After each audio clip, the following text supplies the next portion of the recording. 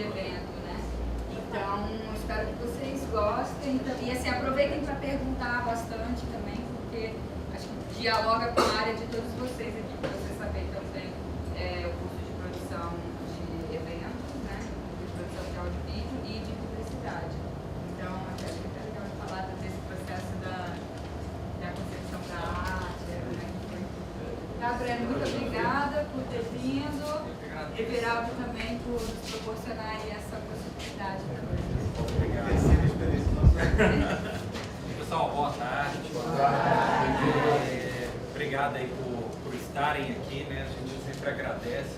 E a ideia é passar um pouquinho do que eu já vivenciei. O Everaldo já me conhece aí de áureos tempos.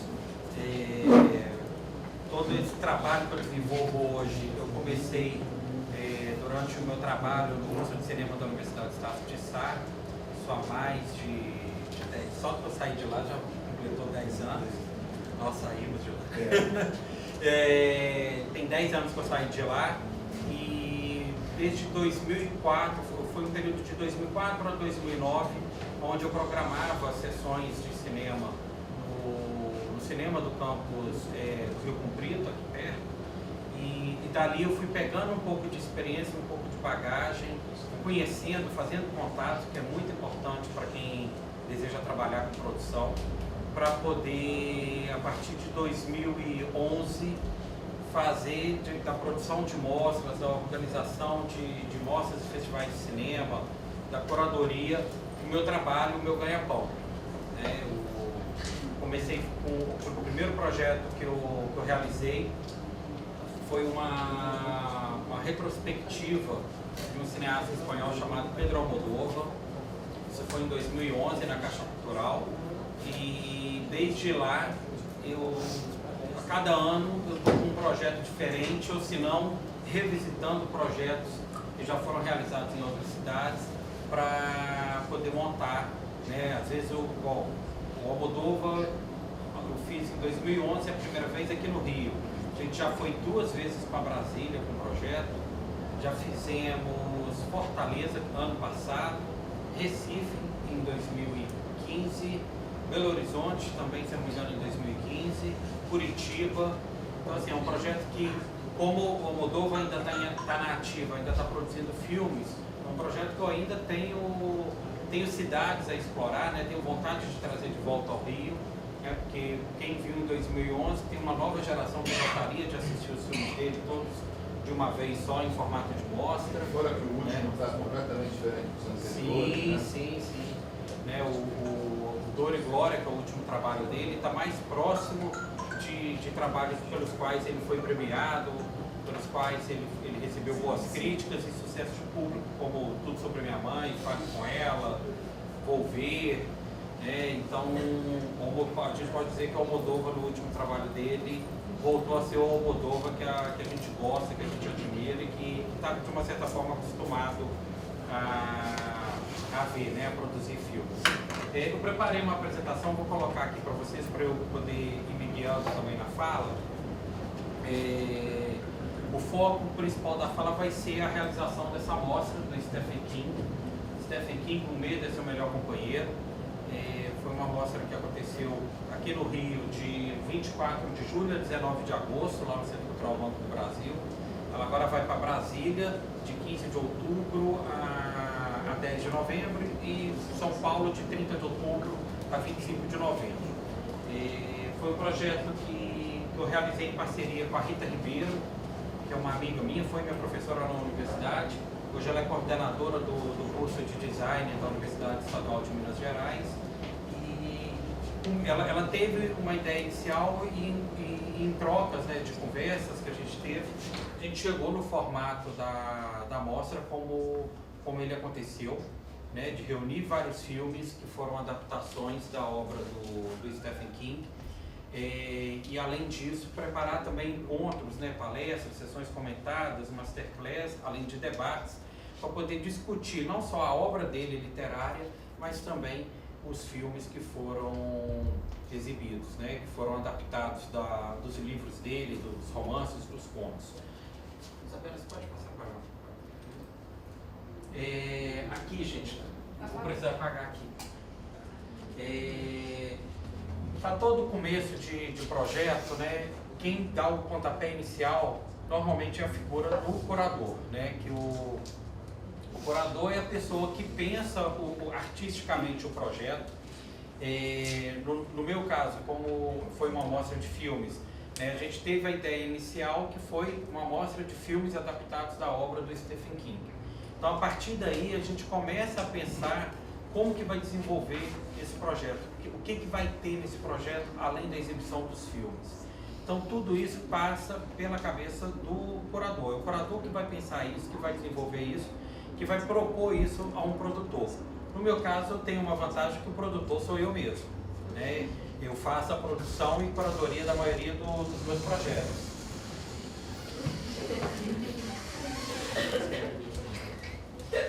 Então, isso já facilita um pouco o caminho, né? Mas para quem é um curador independente, que na verdade pensa a cada projeto, né, que desenvolve, leva de repente com um produtor diferente, ou firma uma parceria com um determinado produtor, né, tem que ver na figura do produtor um parceiro, uma pessoa que vai estar ali com você lado a lado para poder colocar em prática a realização desse projeto.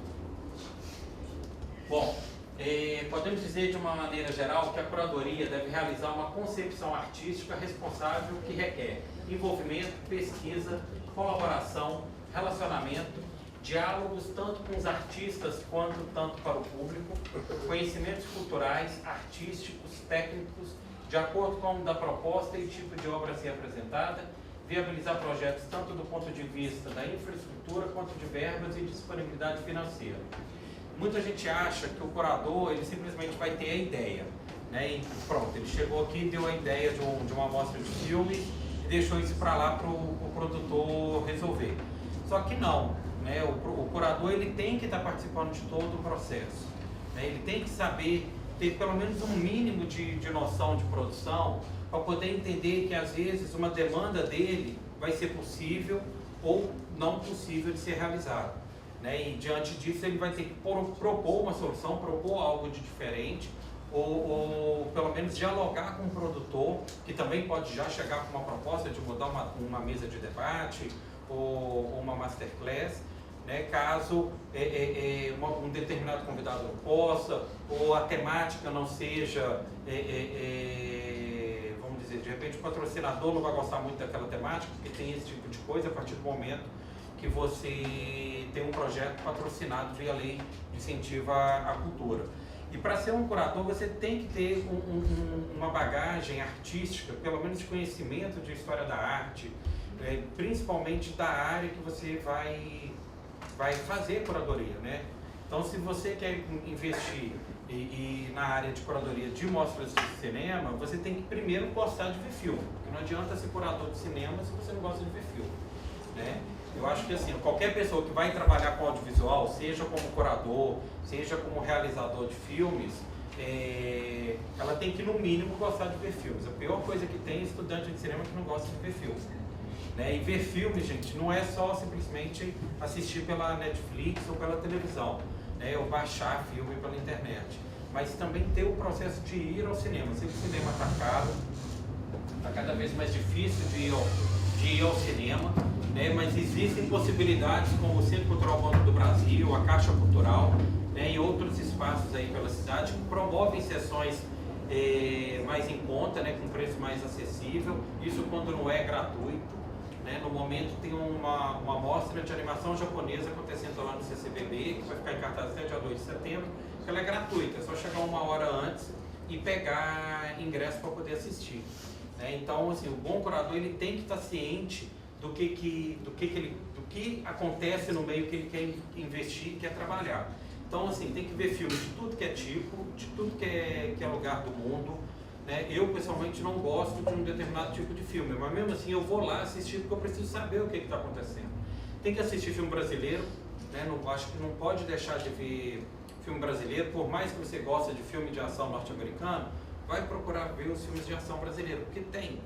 Apesar das pessoas acharem que não tem, existe. Tropa de Elite é a prova, filme de ação. né? E é preciso você estudar muito sobre a história do cinema, né? História mundial do cinema, sobre as escolas, né? Ver desde os filmes dos primórdios, né? do Méliès, dos irmãos Lumière, Chaplin, passando por neorrealismo italiano, novela vague francesa, cinema novo aqui no Brasil. Tem que conhecer um pouco de tudo para poder você ter bagagem, principalmente na hora de selecionar os filmes para o seu projeto, entendeu? Porque numa amostra do Stephen King, a gente pesquisou para poder saber aonde que além dos Estados Unidos, que outro país mais poderia ter produzido filmes do Stephen King.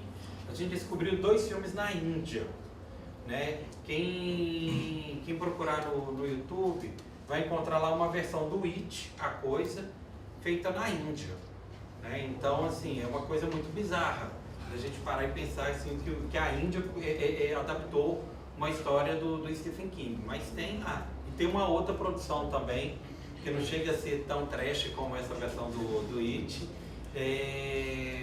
que também adaptou uma obra do Stephen King. Infelizmente, para a mostra, a gente não conseguiu trazer esses filmes, né? Até porque um deles foi feito para televisão e, na verdade, era uma série. Essa versão do It, na verdade, foi uma série para televisão lá na Índia, e era muito extensa também e a gente não conseguiu trazer. Então você precisa ter uma noção de pesquisa, tipo, saber aonde procurar, fazer contatos é muito importante, né, principalmente com os distribuidores, com os detentores de direitos, porque são eles que vão autorizar você a exibir os filmes. Então, assim, você, para ser um bom curador, você tem que gostar, pelo menos com relação à mostra de cinema, tem que gostar de cinema, tem que ter prazer em fazer pesquisa, né, de buscar pela internet, de ir na Cinemateca do MAN, no Arquivo Nacional, para verificar se tem algum filme ali no formato 35mm, por exemplo, que é a película, que nem é usado mais hoje, mas existem ainda alguns espaços que exibem nesse formato. Então, assim, ir na Cinemateca do MAN, acho que é importante conhecer, pelo menos ir uma vez lá para poder saber a importância que a Cinemateca do MAN tem, ir lá conversar com a Hernani Heffner, que é responsável pela preservação dos filmes, né? O Arquivo Nacional também faz um trabalho muito bacana de preservação de filmes em 35, todo o acervo do Nelson Pereira dos Santos está lá. Então é importante conhecer esses lugares, conhecer essas pessoas, porque elas vão te ajudar, ou porque podem ter os filmes, ou senão vão te dar ajuda, vão te dar o caminho para poder correr atrás dos filmes fora do Brasil, né? Porque a gente acaba falando com gente do mundo inteiro. Eu já fiz uma amostra que eu trouxe filme dos Estados Unidos, da Espanha e da Austrália, né? Então, do outro lado do mundo, que a gente conseguiu uma cópia, e era uma amostra sobre o James Dean, que só fez 3 filmes na vida, 3 longas-metragens. Então, assim, a gente conseguiu uma cópia de um dos filmes dele que estava numa cinemateca na Austrália. Então, conseguimos trazer isso aqui para o Rio para poder exibir no CCBB. Juventude Transviada, Assim Caminha a Humanidade e Vidas Amargas. E eu estou me lembrando que não foi nem um filme dele, que além de exibir esses 3 filmes e todo o material de televisão que ele chegou a fazer antes de enveredar pelo cinema, a gente exibiu também um filme com o Marlon Brando, que veio dos Estados Unidos, que veio da Austrália, foi um filme com Elizabeth Taylor e com Montgomery Clift, chamado Um Lugar ao Sol. E junto do Assim Como a Humanidade forma uma trilogia com o Shane também. Shane também, que faz é a trilogia da formação da América, se não me engano. Então, assim, você tem que saber pesquisar, saber onde procurar os filmes, saber a quem recorrer, principalmente quando não, pelo menos ali, entrando pela internet, tentando contato com cinematecas no mundo inteiro, você não está conseguindo uma determinada cópia, um determinado filme, né? Se você tem um contato bacana com o Hernani, por exemplo, ou com alguém da Cinemateca Brasileira, são instituições que podem te ajudar no fato de que as cinematecas se ajudam, né? Então, de repente, um pedido da Cinemateca do MAN, da Cinemateca Brasileira em São Paulo, para uma cinemateca na Itália, na Polônia, em Portugal, ou até mesmo nos Estados Unidos, pode facilitar muito o processo de poder trazer filmes lá de fora, tá? E é importante você manter, a partir do momento que você faz uma homenagem para um artista que está vivo ainda, é importante você ter um bom diálogo com esse artista. Eu fiz uma amostra, eu tive o prazer de fazer as mostras do Cacá Diegues, do Nelson Pereira dos Santos, da Ruth de Souza, do Grande Otelo e do Walter Carvalho. De todos esses, só o Grande Otelo que já estava falecido quando a gente fez o projeto. Mas assim, eu procurei o Nelson, o Cacá, o Walter, a Dona Ruth, e propus a eles de fazer a amostra. E a partir dali eu comecei a ter uma relação, que é uma relação que eu tenho até hoje, pelo menos com a Dona Ruth e com o Nelson eu tive até, eles faleceram. Ela faleceu dia 28 de julho. E assim, você acaba criando um laço de amizade com essa pessoa. Óbvio que vai ter homenageado que vai participar mais ativamente do projeto, vai querer ver tudo, vai querer dar pitaco, entendeu? E aí você tem que saber também receber os comentários dele, saber, às vezes ele quer, igual o Walter Carvalho, por exemplo, nas vésperas da gente mandar para a gráfica, ele ainda queria mexer no catálogo. Aí chegou um momento que eu tive que pegar o telefone e falar, Walter, agora não dá mais, é assim, vai desse jeito. Depois, se quiser mexer, a gente, numa próxima edição da mostra, a gente mexe. Tanto que o catálogo daqui do Rio é totalmente diferente do catálogo de São Paulo. Porque quando foi acontecer em São Paulo, aí ele pediu para poder mexer, trocar umas coisas, inserir outras. Né? A gente precisou trabalhar um pouco mais o catálogo para ficar um pouco mais a contento dele. O que foi super tranquilo também, porque se o homenageado já se propôs a receber a homenagem, teoricamente ele já está predisposto a te ajudar no que é possível. O Stephen King foi diferente, porque assim, ele é uma pessoa arredia, né? E fora que ele é uma pessoa super ocupada. Né? Ele topou receber essa homenagem, nos autorizou a fazer, né? Até porque você precisa ter uma autorização de uso do nome, do uso da imagem da pessoa. Só que aí ele já deixou claro desde o início, olha, não podem contar comigo porque eu estou ocupado. Ele já deixou claro que ele não ia poder dar entrevista, que ele não poderia colaborar de nenhuma outra forma a não ser aquela que é autorizar a realização do projeto. Né? E a gente aceitou isso numa boa, paciência. Se o nosso homenageado não quer falar, não tem problema. Né? A gente foi encontrar alternativas para poder tentar ter pessoas de peso e nome para poder dar entrevista para a imprensa, para poder participar dos debates e tudo. Você pode passar aí? A curadoria desempenha um papel importante na produção e na gestão cultural contemporânea, proporcionando diversidade cultural, diversidade de públicos, diversidade de entendimento, vozes, formas, pensamentos. Relação entre o público e privado, entre o bem de todos e as novas formas de privatização. Distribuição dos bens culturais como elemento fundamental da distribuição mais equitativa da qualidade de vida. Circulação de conhecimento, de arte, de produção simbólica como motor de sustentabilidade e mudanças na cidadania. Acordos e microcooperações que possibilitem a mobilidade e visibilidade da nossa produção pode modificar a familiaridade da sociedade aos bens criativos. Promover discussões amplia visões e possibilitar de novos caminhos. Ou seja, o curador tem uma responsabilidade muito grande dentro do processo de produção cultural. Né? A gente tem que ter a noção de que a gente está formando plateia, está formando pessoas, porque o contato com a arte, né, o contato com os filmes, vai mudar quem assiste. Né? Dentro dessa mostra, por exemplo, a gente promoveu algumas sessões comentadas do filme Conta Comigo.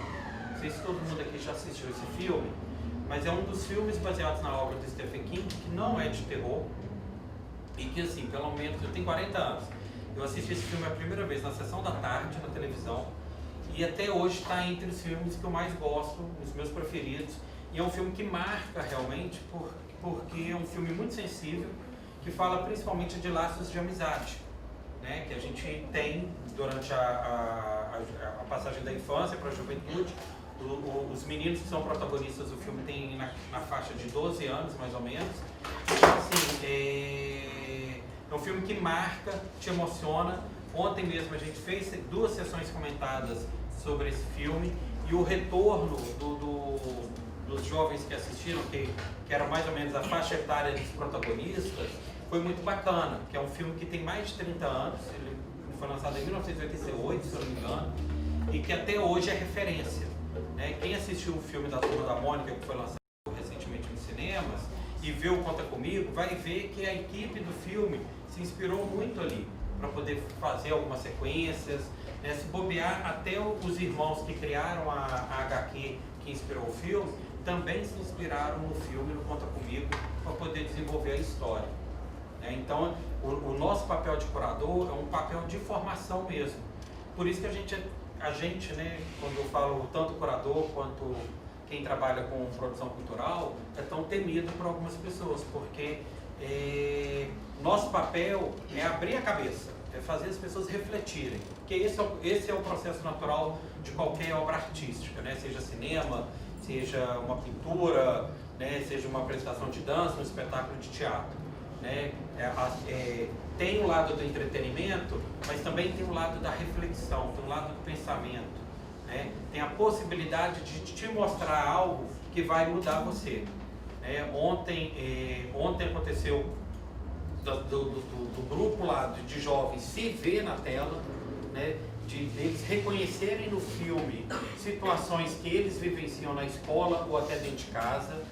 E, então, assim, o filme tem esse poder. Né? Ao mesmo tempo que ele entretém, né? Ele diverte, ele tem esse poder de te fazer talvez pensar, te dar um toque, né? De algo que você está vivendo, que talvez é algo que está te afligindo, ou se não é algo que é bacana e que você pode perceber que é possível de acontecer com qualquer um. E a gente tem também essa preocupação de fazer com que todo esse conhecimento, né, todo esse conhecimento que um curador tem de bagagem artística, de história da arte, de história do cinema, a ideia é passar isso para frente. Né? Então, a partir do momento que você cria um projeto, você pensa um projeto cultural de uma mostra de cinema, você quer passar uma mensagem, você quer dizer algo para o seu público. No caso do Stephen King, a gente queria, acima de tudo, incentivar a leitura, estimular que as pessoas adquirissem os livros do Stephen King, seja via uma biblioteca pública ou comprando na livraria, para poder conhecer mais a obra dele escrita. Porque muita gente conhece o Stephen King pelos filmes, né?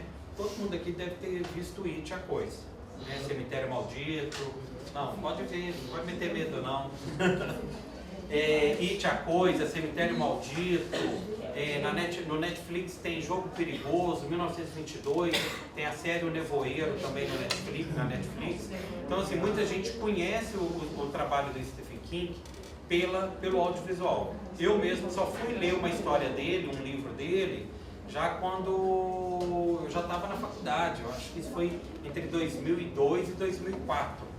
Né? 2002 e 2004, é mais ou menos isso, que foi o primeiro livro dele que eu li, foi o Karen Estranha, que é o que eu sugiro para todo mundo, de começar, se quiser conhecer a obra literária do Stephen King, comece pelo Karen Estranha, entendeu? Que é o primeiro livro dele, né? Também foi a primeira adaptação para cinema e é de um primor.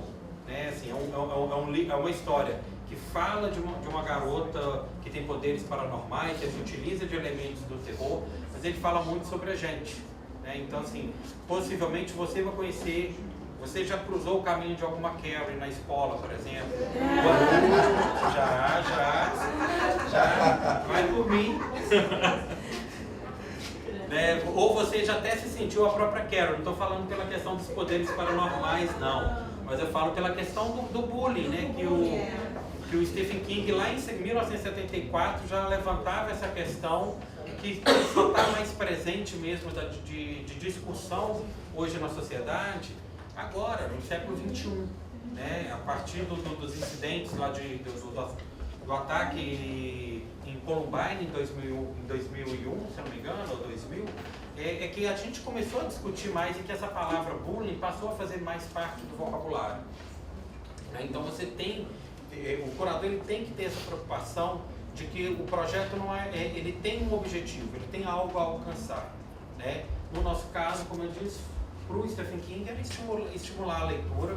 A gente acha que está conseguindo isso, ou pelo menos trazer os leitores do Stephen King, fazer esse pessoal se encontrar, se conhecer, para poder conversar, trocar uma ideia sobre a obra dele, né? Porque ele tem leitor no mundo inteiro, é um dos principais escritores em atividade no mundo, ele praticamente lança um livro a cada ano, né? E às vezes a obra escrita dele é muito pouco conhecida, né? Então a ideia nossa, assim, pelo menos se um de vocês aqui sair daqui e já pegar um livro de Stephen King para ler, a gente já vai conseguir, já vai cantar a vitória, né? O que a gente queria, a gente já alcançou. Se pelo menos 1, 2, 3 da turma que fizerem isso, forem conhecer a obra dele e a partir daí começar a se aprofundar mais, porque aí ele vai ter outros livros. O It, por exemplo, é um livro que é um calhamaço, ele é enorme,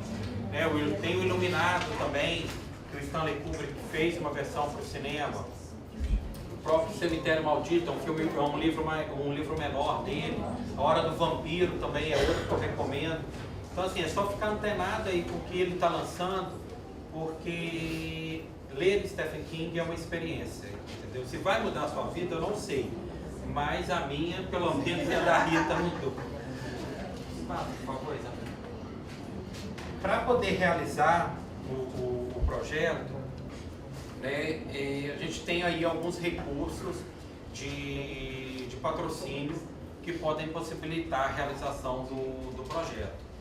E é importante o curador conhecer também um pouquinho de como você pode patrocinar um projeto, porque dependendo do tamanho do projeto, ele já pode direcionar para o produtor o melhor caminho para ser produzido, para ser realizado, né? O patrocínio direto, gente, eu digo que é o sonho de qualquer pessoa, porque você não precisa inscrever em lei nenhuma, né?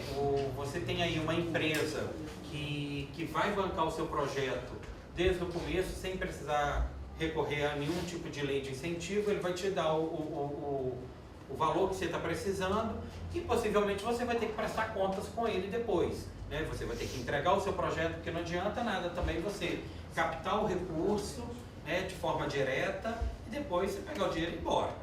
Você tem que realizar o projeto, você tem que assumir um compromisso ali com o seu patrocinador, porque se você assume o compromisso, se você faz o projeto, se você escuta ele também, porque o patrocinador também vai se achar no direito de dar pitaco no seu projeto, e aí você vai ter que saber ouvir, atender aquilo que é possível atender e mostrar para ele que tem determinadas coisas que não são possíveis de serem atendidas, né? Então, assim, o patrocínio direto, de repente, é um caminho mais tranquilo de se trabalhar, né? Por quê? Porque as leis de incentivo, tanto a lei de incentivo à cultura ex-Rouanet, né, que é de nível federal, o ICMS, que é estadual, e ISS municipal, você tem várias contrapartidas para poder oferecer em troca do direito de captar recursos, né? Tem que ficar bem claro que nenhuma dessas 3 leis que estão ali no começo, nenhuma delas te dá dinheiro diretamente. Elas te dão a possibilidade de captar recursos para realizar o seu projeto. Então, assim, a lei de incentivo à cultura federal, vai lá, a pessoa coloca um projeto de 10 milhões, de 1 milhão, ela pode captar 1 milhão. Ela pode até fazer o projeto com menos de 1 milhão. Se ela conseguiu captar 500 mil e acha que com 500 mil ela consegue realizar o projeto, mantendo tudo que ela prometeu que ia fazer, ela pode fazer, né? Então, assim, às vezes a gente escuta, né? Luan Santana ganhou 10 milhões da lei Rouanet, Cláudia Leite, Maria Bethânia ganhou não sei quantos milhões para poder fazer um livro, para poder fazer uma apresentação de poesia. Ninguém ganhou nada, para começo de conversa. As pessoas tiveram o direito de captar. Então, seja a Maria Bethânia ou a empresa produtora que trabalha com a Maria Bethânia ou com qualquer outro artista mais conhecido, foi lá, escreveu o projeto, detalhou o que é o projeto, colocou lá o orçamento, né? Está explicado o porquê daquele valor. Aí o pessoal lá da Secretaria do Audiovisual, do Ministério da Cidadania, vai avaliar e vai dizer se aquele projeto pode ou não captar aquele valor, né? Então, assim, às vezes as pessoas falam muitas coisas a respeito das leis de incentivo que não são verdades, né? Que são confusões, porque tem pessoas que têm interesse em deturpar essas informações para justamente fazer confusão na cabeça das pessoas. Mas essas leis, qualquer pessoa pode inscrever qualquer projeto, certo? Qualquer pessoa. Qualquer um de vocês aqui pode inscrever. Porque não precisa ser só pessoa jurídica, não. Pode ser pessoa física. O problema é que nem sempre a pessoa física consegue captar, né? Então, são empresas privadas ou o Ministério, por exemplo, o Ministério da Cultura, ele capta esse valor de empresas. Não. O Ministério não capta nada. Quem capta é você. Entendeu? O que o Ministério faz é te dar, tipo, uma chancela. Ele diz, você pode captar, você está autorizado a ir bater na porta aí de Bradesco, Coca-Cola, Petrobras, qualquer empresa. Né? A partir do qual, com aquela carta do Ministério, o Bradesco pode deduzir 1% do que ele pagaria de imposto de renda para investir nisso aí. Então, assim, muita gente acha que alguns projetos que foram aprovados, como projetos de musicais, né? Quem já foi a São Paulo e assistiu um musical daqueles, cópia de um musical da Broadway, vai ver aquele valor captado para a realização do projeto, vai ver aquilo ali no palco. Entendeu? Porque você está vendo um espetáculo que é igualzinho se você estivesse na Broadway, em Nova York. Né? Então você vê, porque tem muito efeito especial, tem muita troca de roupa, tem muita peruca. Peruca é uma das coisas mais caras que tem. Quem trabalha com teatro sabe o quanto custoso é peruca. E às vezes tem peruca que é peruca sintética, né? Ou se não tem peruca que tem que ser com cabelo de verdade. E é mais caro ainda. Então, assim, fazer cultura é caro, não é barato. Dependendo ainda mais do que é o projeto.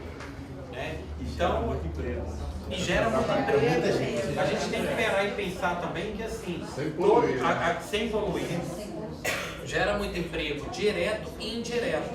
Imagina que, por exemplo, o Centro Cultural Banco do Brasil, onde a mostra do Stephen King aconteceu, ele só existe por causa da lei de incentivo. Sem a lei de incentivo ele não tem como existir, né? E nem os projetos que acontecem lá.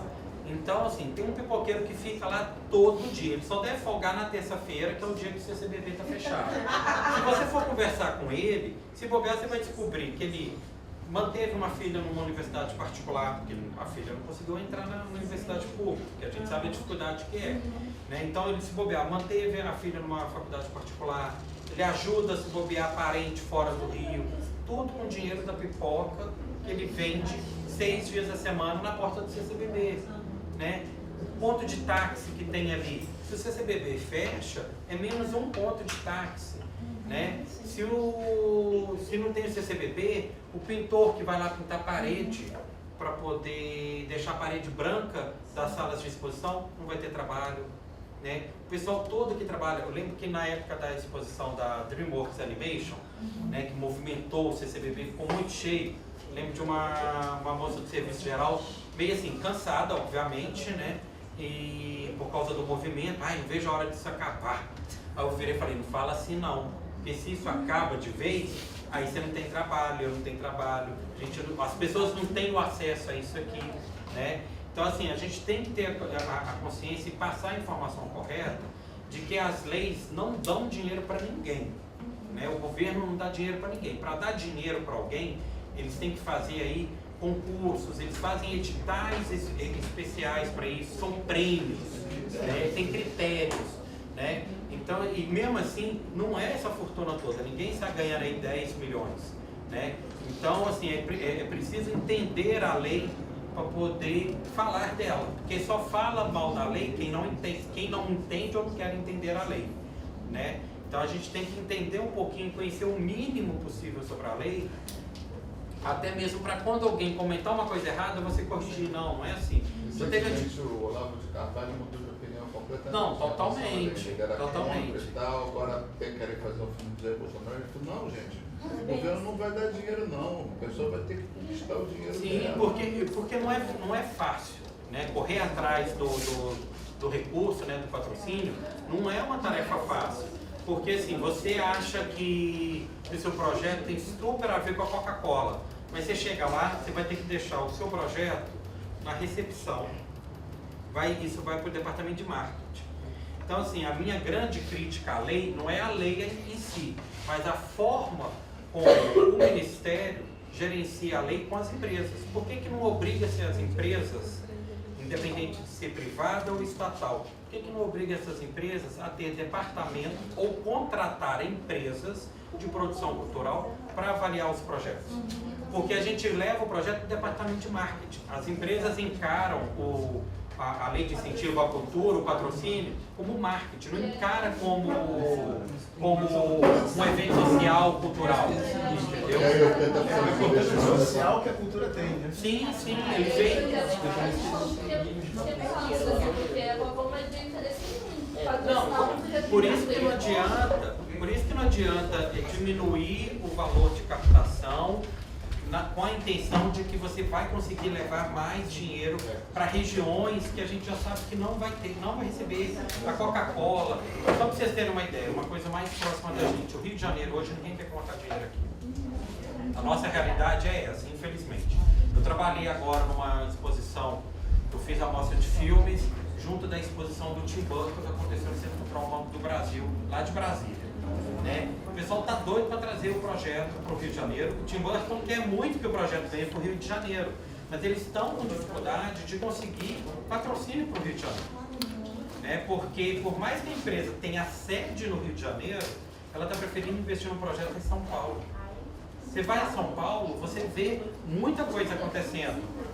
Né? E aqui no Rio a gente infelizmente está sofrendo desse mal, que é um mal deixado por governos anteriores. A gente está sofrendo a roubalheira que fizeram, que depenaram o Estado e que gerou essa desconfiança das pessoas investirem aqui, infelizmente. Eu tenho dados exatamente atuais, nós estávamos olhando sobre isso ontem, 80% dos investimentos da Lei Rouanet acontecem na região sudeste, ou seja, sacrifica-se o país inteiro. E 60% são para grandes projetos, quando na verdade esse dinheiro poderia fomentar pequenos projetos locais e multiplicadores, etc. Isso também são desvios que podem ser corrigidos ao longo do tempo. Sim, porque no meu entender, se a empresa tivesse lá uma pessoa que é formada em produção cultural ou que tem já uma vivência grande na área, capaz de avaliar projetos, essa pessoa ou essa empresa que ela contratar, se receber o projeto avaliar, ela vai ver se realmente aquele projeto tem a ver ou não com a marca, a função social, a função cultural realmente daquele projeto. Porque muitas empresas vão a empresa quer visibilidade, antes de mais nada. Mas assim, a própria lei limita algumas coisas com relação à visibilidade. Então assim, a gente também tem que tomar muito cuidado, porque às vezes a empresa quer colocar uma capinha na cadeira do teatro. Ela não pode fazer isso. Porque isso é uma ação de marketing. Né? Então, assim, tem limitações com relação à quantidade de ingresso que o patrocinador tem direito, que o produtor tem direito. Né? Então, isso tudo, eles precisam entender, quando eu digo as empresas que patrocinam, precisam entender a lei, porque nem eles entendem a lei. Porque a partir do momento que eles encaram a lei como uma ação de marketing, né, por mais que seja marketing cultural, ele está querendo vender. Né? Mas realmente, como uma lei, como se chama? Lei de incentivo. Então, na verdade, a interpretação seria não como uma estratégia de marketing, mas uma oportunidade de você incentivar, fomentar um crescimento de um determinado mercado. Né? E isso envolve, né, como o Pedro falou no início, a formação, porque são atividades formativas. Todo projeto cultural é uma ação formativa em si, né? Por isso essa problemática da questão do mercado, de você tratar como apenas uma peça de marketing, porque você precisa realmente dar formação para as pessoas, despertar o interesse das pessoas pela arte, pela cultura, né? Entender que essas atividades universidades, elas proporcionam conhecimento e desenvolvimento humano, né, e social, para daí depois, né, com o hábito, né, as pessoas por si só procurarem as suas atividades culturais, o seu, aquilo que lhes é mais interessante, né? Então isso envolve toda a cadeia, né? É uma coisa que destacar duas coisas que é muito importante, eu queria sublinhar para vocês. Uma que a Kelly acabou de falar, dessa questão de desenvolvimento humano e social, que é um dos papéis que a cultura tem. O outro que o Breno sublinhou também, essa questão da geração de empregos. Porque existe uma campanha, né? Existe assim, uma grande descompreensão, uma falta de compreensão da importância que a produção cultural, seja teatral, musical, audiovisual, tem para a sociedade, né? Existe não só essa falta de compreensão, mas existe também uma campanha que é feita por determinados setores para contestar, para minimizar, para atacar a importância do setor de produção cultural, em todas as suas áreas, em todas as suas linguagens. Me falam em cultura, eu quero logo sacar meu revólver, diria o Guedes, né? E isso, de certa forma, acaba afetando quem está começando a se formar, pretendendo se profissionalizar nessa área. Eu que estava cinema há 25, 30 anos atrás, ficava assim, o que vai ser daqui a alguns anos e tal. Isso, de certa forma, acaba afetando a gente quando está estudando. É importante essa fala sobre a geração de empregos, é uma atividade econômica produtiva também, não é só petróleo e gás, não, construção civil, não. Cultura gera emprego, cultura é importante como formação social, como geração de emprego, cultura é importante e imprescindível para a sociedade. Nós devemos ter orgulho da nossa área de atuação profissional. Exatamente. Afinal, né, de que outra forma, Everaldo, a gente poderia entrar no mercado, vocês todos que estão aqui em formação, poderiam entrar no mercado de trabalho produzindo os projetos de vocês, se não fosse através de uma lei de incentivo. E de cabeça erguida, não é favor, não é esmola. É para a sociedade, é um papel social que a gente faz, que a gente tem. Porque, igual, por exemplo, no caso de mostras de cinema, uma coisa que eu vim conversando com a Isabela, na hora que a gente estava vindo para cá, essas sessões comentadas que a gente promoveu para alunos do Pedro II e de outras escolas do município e do estado, muitas daqueles jovens, aquelas crianças que foram, estavam indo no cinema pela primeira vez na vida. Né? Ontem a gente recebeu... São crianças com, no mínimo, 12 anos. Muitas delas, assim, ontem a gente recebeu um grupo que veio que foi de Campo Grande e de Quintino até o centro do Rio. Muitas delas estavam entrando no Centro Cultural Banco do Brasil pela primeira vez. Né?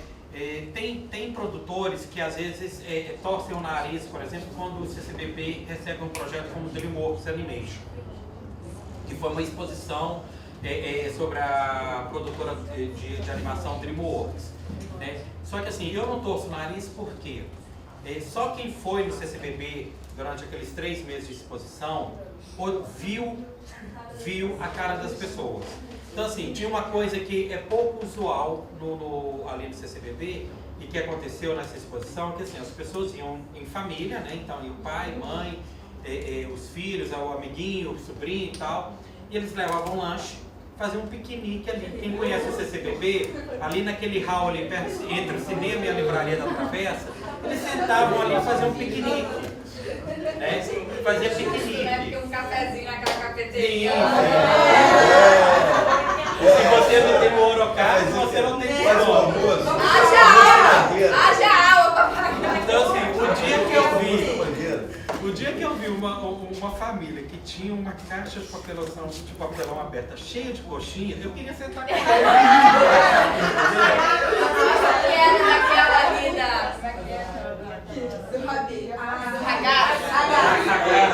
Então, só para fechar uma comparação aí da lei de incentivo, é lógico que as estatais, né, Petrobras, Eletrobras, a gente vê muito elas presentes nas aberturas do filme, elas têm uma outra concepção. Eu incluiria aí Coca-Cola, Shell e meia dúzia de outros patrocinadores. Mas há muitos, Luana, você estava perguntando exatamente sobre isso, há muitos empresários no Brasil que você chega lá com a lei de incentivo toda certinha, e o cara fala assim, irmão, faz o seguinte, eu te dou o dinheiro fora, mas não me mete nessa lei de incentivo, não. Porque no dia seguinte os fiscais da Fazenda vão estar aqui dentro da minha empresa, revirando todas as minhas contas para saber se eu tenho caixa 2, se eu não tenho caixa 2. Eles morrem de medo dessa relação, do incentivo com a Fazenda e com a perseguição fiscal. É muito complicado para essa galera. Não, tanto que se a gente parar e pensar por que o Museu Nacional ainda está do jeito que está. E Notre Dame conseguiu da noite para o dia, né? Porque também você tem que ter confiança, né? Tem essa questão, porque assim, às vezes é uma empresa que devido a toda essa cobrança de impostos, que só quem tem empresa sabe o peso que é, às vezes ela é obrigada a se ver numa situação de que alguma coisa ali vai estar errada. Se um fiscal realmente bater lá, vai ver que está errado, né? Então são poucas as empresas que realmente estão regularizadas, estão certinhas, pagam os impostos certos e que podem também incentivar, né? Que podem chegar e falar, não, eu vou patrocinar o seu projeto. Mas paralelo aí às leis de incentivo, o que tem surgido nos últimos anos e que salvou o Festival Animamundi esse ano é também o financiamento coletivo, né? Que o financiamento coletivo é uma oportunidade também que você pode fazer. Você não tem que prestar contas, mas você tem que oferecer coisas às pessoas, benefícios às pessoas, contrapartidas, para que as pessoas topam colocar um dinheiro, desde 10, 50 reais ou até mais que isso, né? Então você tem que pensar muito bem como é que vai ser o seu financiamento coletivo, o que você vai oferecer, né? Se você vai ser capaz de oferecer tudo aquilo, né? E principalmente você precisa ter uma boa rede de contatos. Porque não adianta nada você colocar lá um projeto para tentar captar lá 100 mil reais para fazer uma mostra de filmes, só que aí você não tem uma rede bacana de contatos, você não conhece muita gente a ponto de Beltrano, Ciclano vão te ajudar, porque ele sim tem uma rede grande de contatos. Então assim, para poder fazer o financiamento coletivo, acho que você tem que ter muito contato, tem que conhecer muita gente que também pode multiplicar aquilo ali, né? Você fala com 3 aqui, esses 3 falam com mais 3 e por aí vai, para poder chegar dentro do seu objetivo, que é alcançar o valor que você está pedindo. E seu projeto também tem que ser atrativo, né? Tem que ser um projeto igual o Animamundi. Eu acho que juntou toda a situação que a cultura está passando por conta do novo governo, né? Eles contavam com o patrocínio da Petrobras e não iam ter mais esse patrocínio, então foram atrás do financiamento coletivo e conseguiram. Se eu não me engano, eles conseguiram de 400 a 500 mil reais mais ou menos, ou mais, um pouco, para poder realizar o Animamundi, tanto aqui no Rio quanto em São Paulo. Porque aí, a partir do momento que eles conseguiram o dinheiro, aí um espaço como o Centro Cultural Banco do Brasil, que às vezes só cede o espaço, não coloca dinheiro, entendeu? Ou senão um outro espaço cultural na cidade vai abrir as portas para poder receber, porque principalmente um projeto como Animamundi, que já é uma marca forte, né? Então assim, qualquer cinema vai querer receber o Animamundi, porque sabe que vai ter público, sabe que vai vender pipoca se for um cinema convencional, entendeu? E uma outra forma é como a gente conseguiu fazer o projeto da mostra do Stephen King, que são os editais de patrocínio. O Centro Cultural Banco do Brasil, ele tem 2 editais.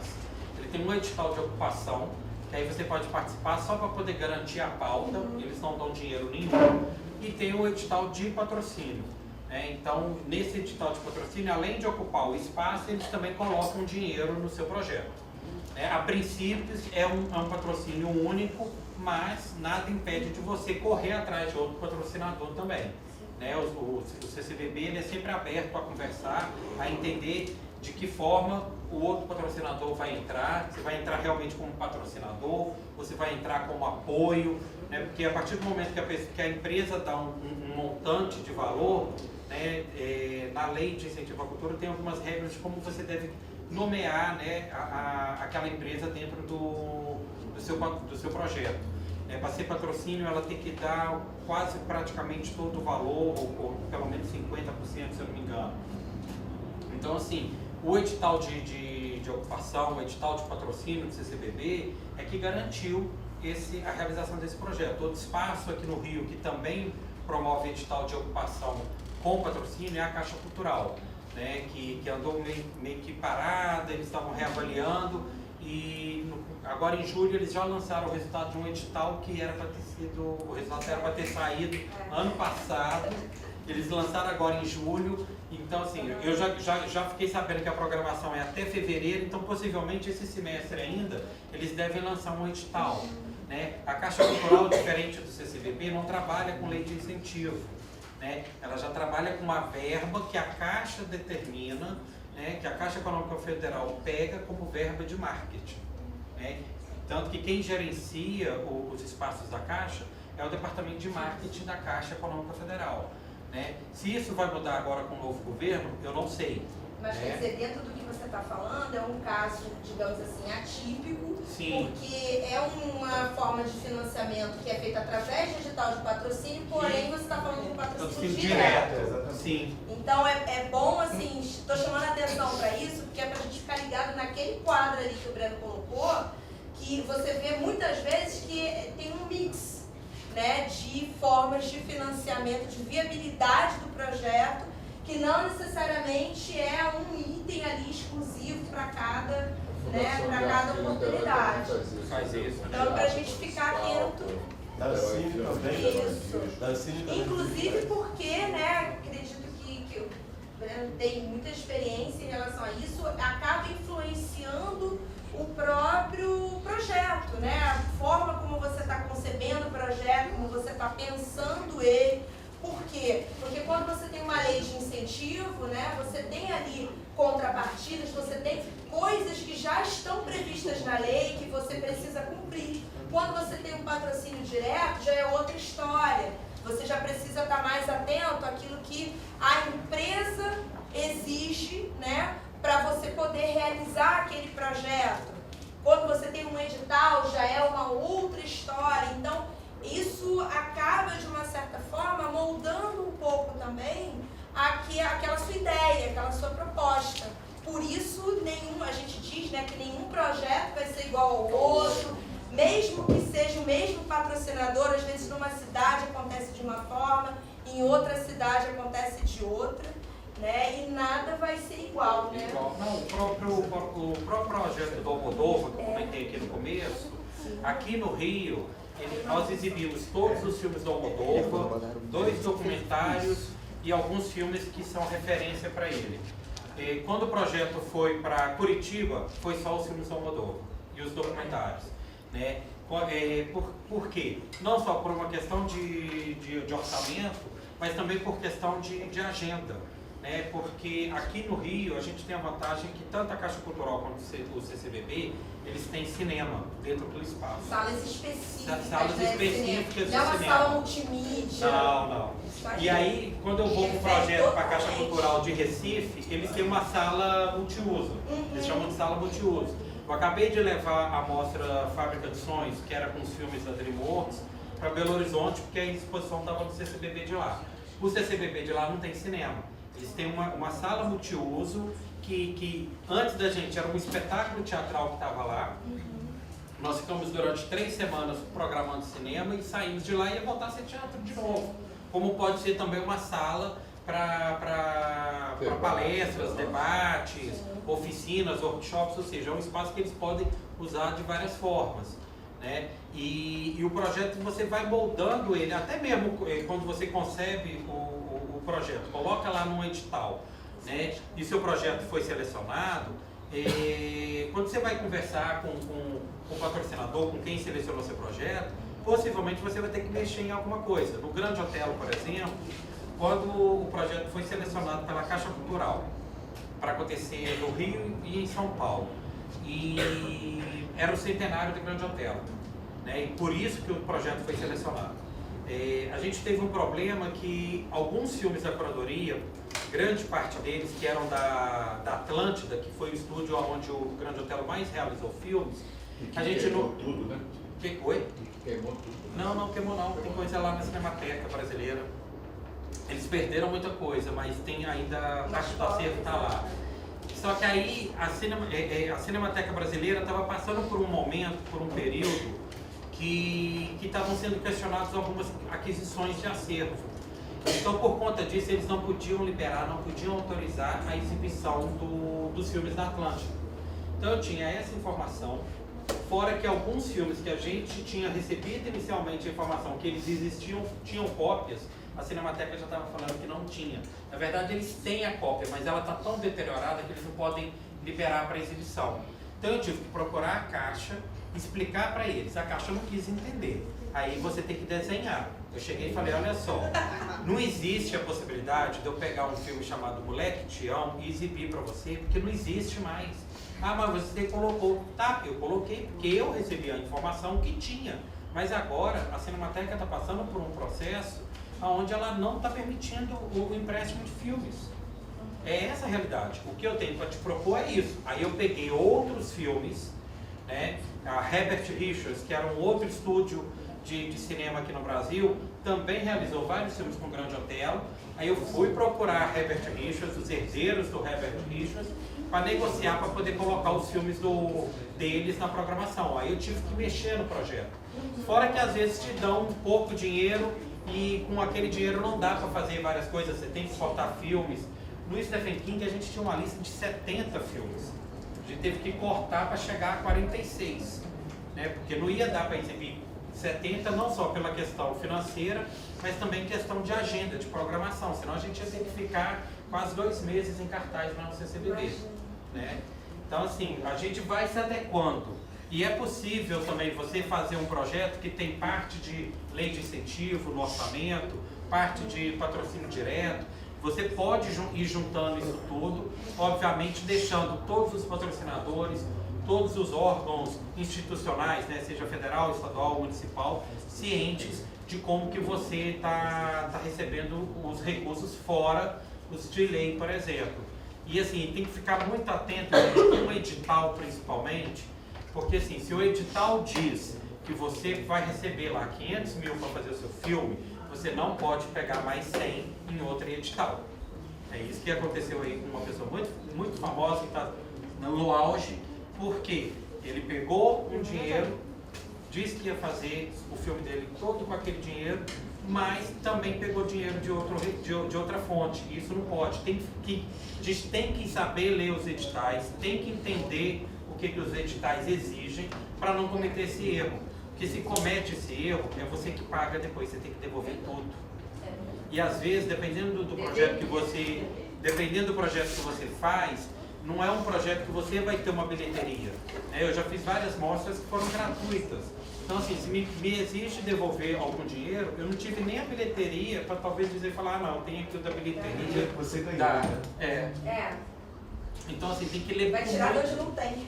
Tem que ler com muita atenção o edital para não cometer esse erro. Por mais que assim, e também, gente, se acontecer, mas eu falei com fulano dentro da secretaria, eu falei com fulano dentro da agência, me liberou. Tá, tem que ter isso registrado, tem que ter isso comprovando, para poder tentar se garantir também, se você tiver que questionar, né? Por isso que é importante todo diálogo com o seu patrocinador, todo diálogo com o pessoal do Ministério da Cidadania, que hoje é quem gerencia, é o Ministério que cuida, né, da lei de incentivo. Tudo tem que ser registrado, seja por e-mail, seja pelas minhas solicitações, porque qualquer projeto da lei de incentivo federal, você tem que inscrever lá no SALIC, né, inscrever o projeto. E toda a comunicação é com eles feita ali pelo sistema que a gente chama de minhas solicitações, que aí você manda a mensagem explicando o que é o seu caso e eles vão respondendo. Então, tendo isso tudo lá registrado, você se sente mais seguro, porque coisas imprevistas podem acontecer com qualquer projeto. Então, a gente também tem que saber, tentar se precaver para que lá na frente, né, muda governo, volta a ter Ministério da Cultura, né, muda a cabeça de quem está lá em cima comandando tudo. Então, assim, pode pegar o seu projeto, porque eles podem fazer isso, mesmo se o seu projeto tendo acontecido 10 anos atrás, eles podem pegar lá o seu projeto, ver, cismar com uma nota, entendeu? E te exigir aquela nota. Poder fazer isso? Pode. A gente, a partir do momento que coloca um projeto em lei, ou até mesmo alguns editais, a gente está à mercê disso. né? Então tem que prestar muita atenção, exigir nota fiscal para tudo. Se a pessoa não tem nem MEI, justamente, sem a prestação de contas não tem como. Você tem que, assim, por mais que seja um patrocínio direto, eu sempre recomendo de fazer uma prestação de contas. Todo mundo que vem falar comigo, eu ganhei um prêmio, né? Eu ganhei um prêmio da Funarte. Eles não exigem prestação de contas, tá joia, mas exige a nota fiscal. Sabe por quê? Porque a nota fiscal vai gerar imposto, a nota fiscal vai fazer a máquina gerar, né? E aí você também está indo de acordo com aquilo que você está gritando lá na rua, exigindo, lutando pelo seu papel, pela sua profissão. Então, assim, é importante. A pessoa não tem MEI, hoje é super fácil de fazer MEI, mas a pessoa não tem, paga por RPA, paciência. Né? Não pode fazer pagamento direto sem ter repasse de imposto, porque aí você está prejudicando o seu próprio trabalho. Né? Então, assim, por mais que o edital não exige, por mais que o patrocinador direto não exige, organiza uma prestação de contas, exija nota, exija pagamento por RPA, faz a coisa certinha, porque aí você não vai ter problema. Né? Observação. O SALIC, que o mencionou, é um sistema online de agricultura, onde se inscrevem projetos culturais, produtores culturais, para audiovisual também, editais, não é mais literatura, é o ato, né? Editais que ele se inscreve e tal, você se cadastra nesse mesmo sistema. Tá? E sobre notas, a gente vai falar em GE. Pessoal, acabou que eu, nessa conversa toda que a gente já teve aqui, eu já fui apontando algumas coisas do que está nos próximos slides aqui. Só para vocês entenderem, esse encontro aqui, por exemplo, é uma contrapartida. Hoje, a lei de incentivo à cultura, ela exige do produtor cultural que ele promova o que eles chamam de ação formativa cultural. Né? Então, esse meu encontro com vocês é uma contrapartida. Eu estou trazendo um pouco do meu conhecimento como curador, como produtor, para vocês, até com a ideia, né, com a vontade de que, de repente, alguém aqui se sinta estimulado a querer ser curador, a querer ser produtor cultural, né, e possa começar a realizar seus projetos. Mesmo que o projeto seja aqui dentro da FATEC, viu, gente? Vocês podem começar organizando um cineclube, organizando um festival de teatro, não sei, um festival de curta-metragens realizados por vocês. Acho que se vocês começarem a trabalhar entre vocês, vocês vão conhecendo o processo, entendeu? Vocês vão tendo uma noção de como que é lá fora, porque aqui é só um microcosmo do que é lá fora. Se vocês se juntarem, não, vamos fazer, cada um dá R$10, R$20, seja o que for, se não faz a vaquinha virtual para poder captar um recurso, para poder fazer um pequeno festival de teatro, de cinema, o que for, né? E montar tudo isso pensando no orçamento direitinho, no que é o projeto, até mesmo para poder, de repente, estimular pessoas de fora da instituição a querer investir no projeto de vocês. Tá?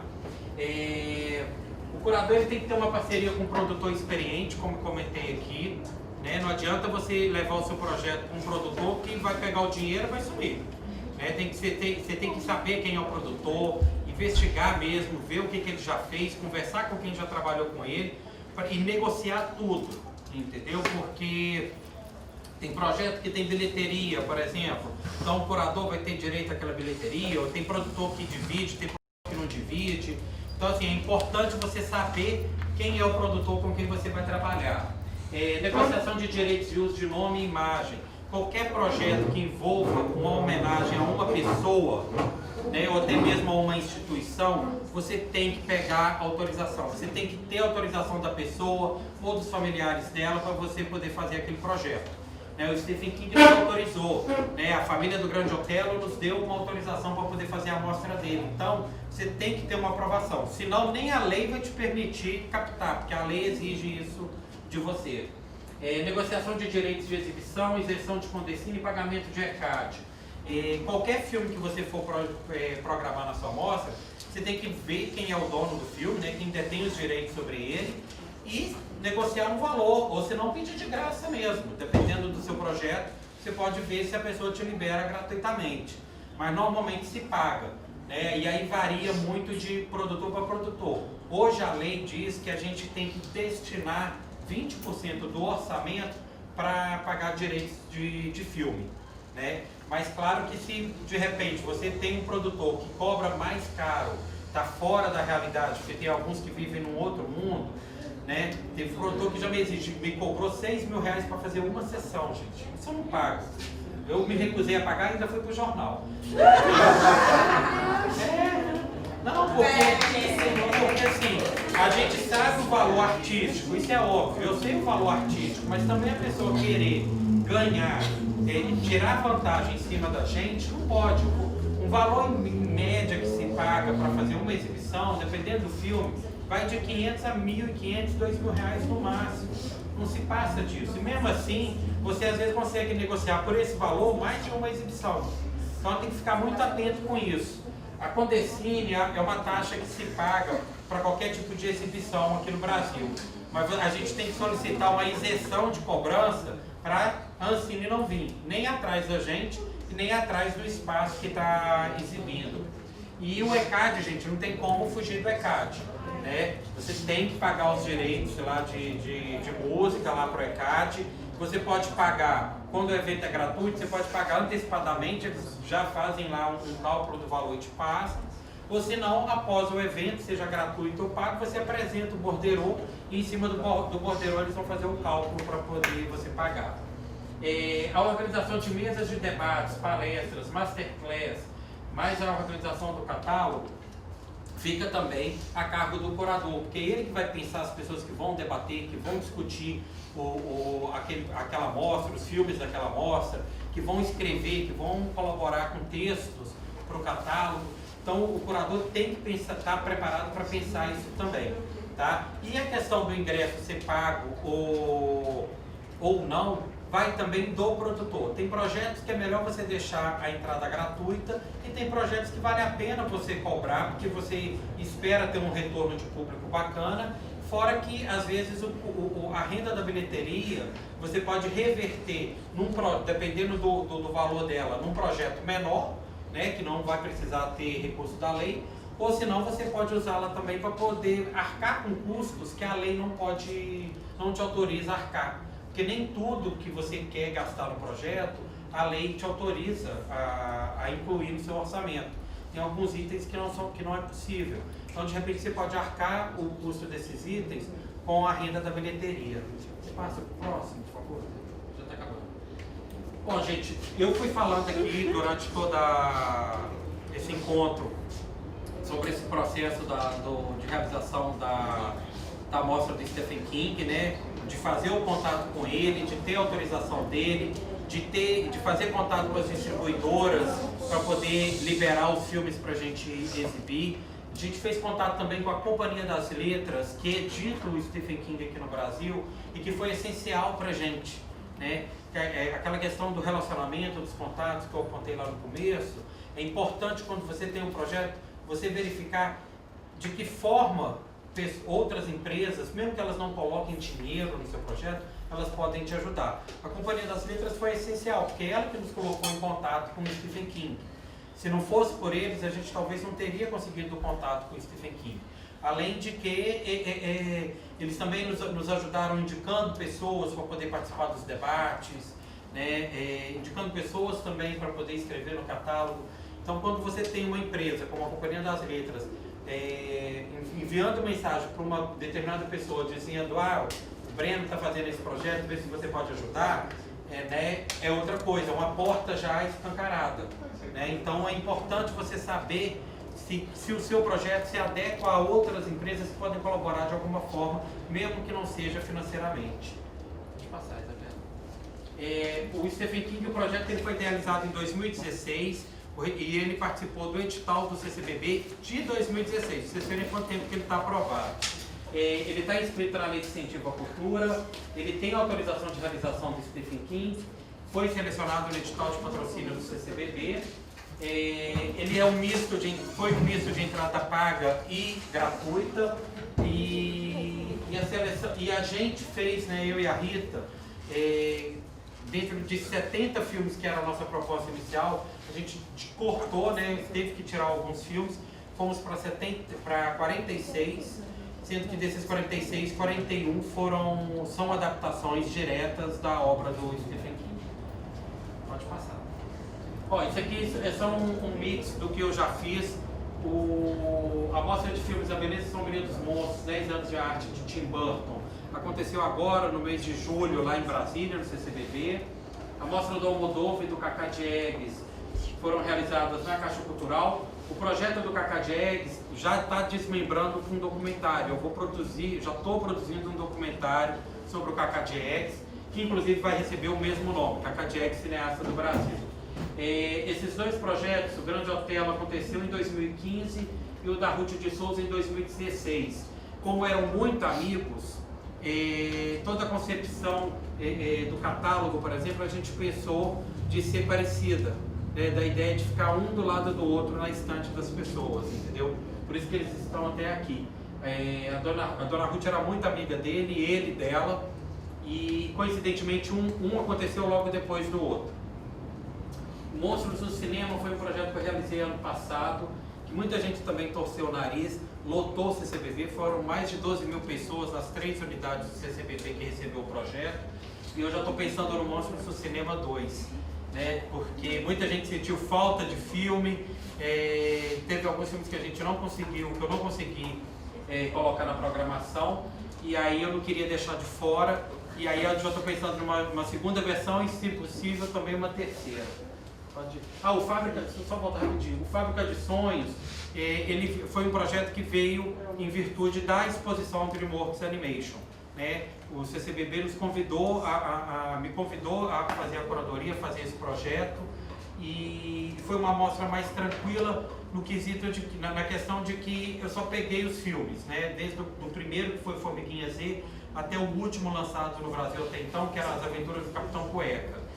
Infelizmente a gente não conseguiu trazer algo de diferente para incluir na programação, coisa que a gente fez no Monstros, que eu fiz no Almodóvar, porque o projeto em si não permitia isso, né? Mas se o projeto te permite, além de exibir os 41 filmes baseados na obra de Stephen King, incluir ali 5 filmes que são referência para ele, é bacana de ter isso, porque brinca um pouco com a programação. E você mostra para o público também o que seu homenageado gosta, o que ele admira no cinema. Pode passar. O Walter Carvalho foi um projeto que a gente fez no Rio, em São Paulo, em Brasília e em Fortaleza. O Walter participou ativamente desse projeto. Ele até brinca que o catálogo que a gente produziu é o livro da vida dele. E até hoje ele me liga perguntando se eu tenho exemplar ainda, porque ele quer dar para as pessoas. O projeto sobre o Nelson Pereira dos Santos foi o único com o Nelson em vida que reuniu todos os filmes dele, com exceção do Rio 40 Graus, porque ele estava sem poder ser exibido por conta de uma pendência judicial entre o Nelson, a produtora do Nelson, e a Cinemateca Brasileira. Mas assim, foi um dos projetos que eu mais tive orgulho de fazer, porque ele estava aqui com a gente no Rio, participou de tudo e também assim, deu opinião, deu pitaco e foi super tranquilo. Ele e o Cacá Diegues foram super tranquilos de trabalhar, porque eles aceitaram tudo aquilo que a gente propôs. Aqui eu pus as fontes, né, daquele comecinho, daqueles 2 primeiros slides, e vou deixar aqui o endereço, o perfil da BLG Entretenimento no Instagram, para quem quiser seguir lá a BLG, para ficar por dentro do que a gente está fazendo. Também tem a página no Facebook, é só procurar BLG Entretenimento. No momento nós encerramos o Stephen King na segunda e hoje começamos a produção local da mostra Anime, o Fantástico Mundo das Animações Japonesas, que está em cartaz lá no CCBB até dia 2 de setembro, com entrada gratuita, é só chegar 1 hora antes do horário da sessão e pegar o ingresso. E é isso.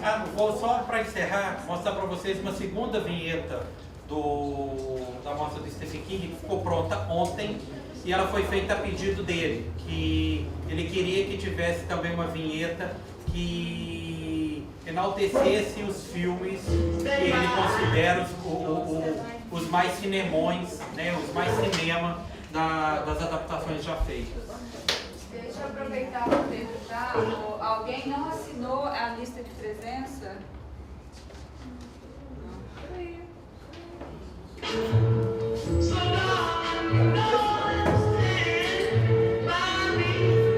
Esse é o Conta Comigo, tá, gente?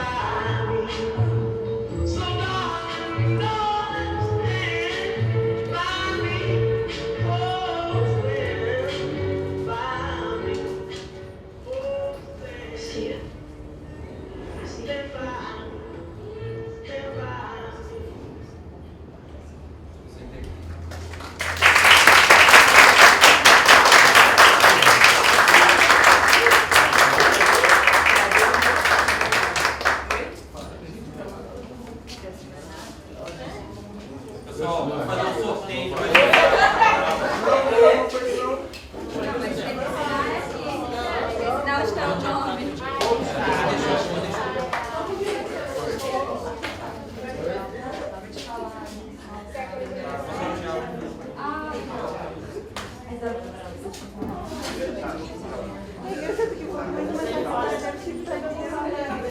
Eu tô no grupo. Alguém mais não assinou, a gente vai fazer um sorteio aqui.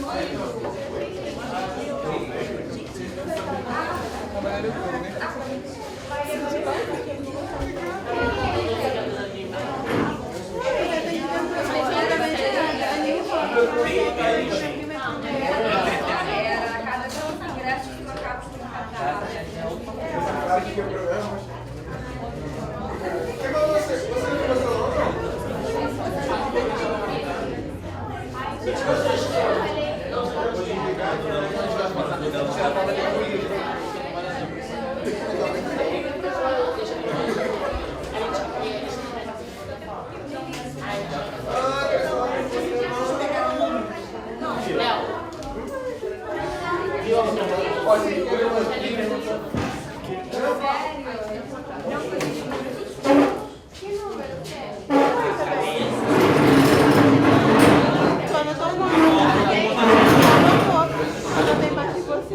Todo mundo assinou a lista aqui? Então eu vou falar dois números. Uma pessoa vai levar esse livreto aqui do Tim Burton, da mostra do Tim Burton, e o outro vai levar o catálogo da mostra do Stephen King. Tá? Ó, do Stephen King, eu vou sortear o número 13.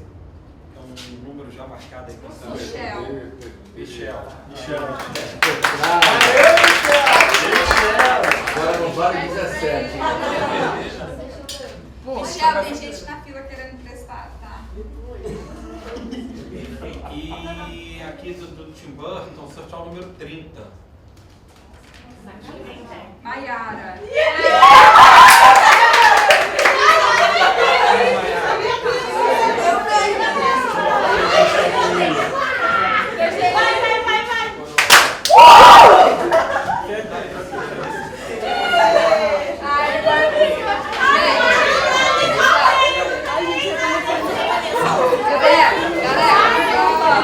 Então, para agradecer mais uma vez a presença de todos vocês, obrigada aos professores também. Se vocês toparem, a gente faz uma foto aqui na frente com todo mundo.